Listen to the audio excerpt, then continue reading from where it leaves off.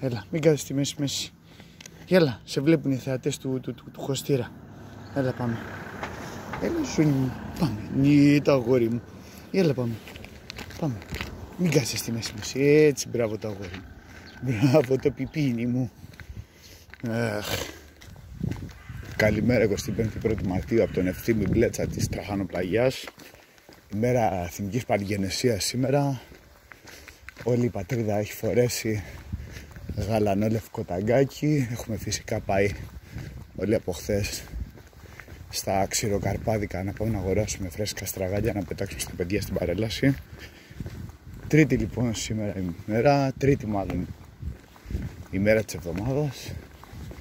Και φυσικά είναι η καλύτερη μέρα να παίξουμε δικέφαλους. Πέρασε Σουκού και όλος ο πληθυσμός, οι ψαχμενιάρδες ήταν στα μπαράκια με ένα βιβλίο. Μπέρτο Έκο, η αβάστατη ελαφρότητα του Πίνε. Επίσης τώρα το θυμήθηκα, ένα μεγάλο ευχαριστώ στη μία μοναδική κοπέλα μπαίνει ακόμα στο μπλοκ μου. Αυτού σου κοπελάρα μου, αλήθεια.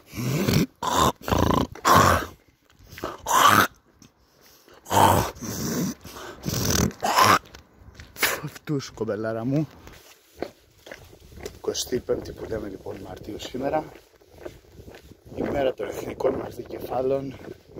Η μέρα που είπαμε σήμερα στο Στούρκι ότι θα πάρουμε 450 max μια επανάληψη squat.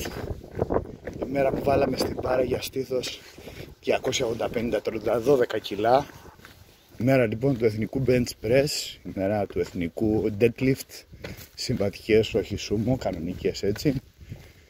Η μέρα του εθνικού μας squat και κερδίσαμε το διαγωνισμό, τον παγκόσμιο διαγωνισμό Powerlifting Competition του 1821 World Champion, όπου ξανακατεβήκαμε φυσικά το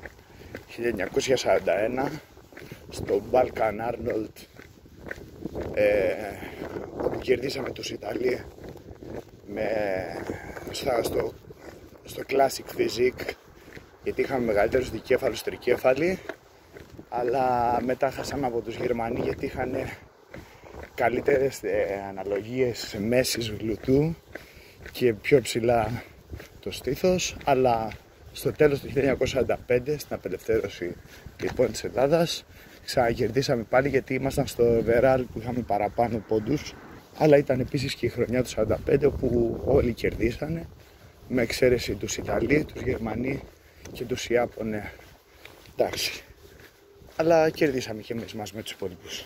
Αυτά από μένα, μια μικρή ανασκόπηση της σημερινής μέρας. Τα λέμε πάλι σε 3, 4, 5, 6, 7, 8 χρόνια. Γεια.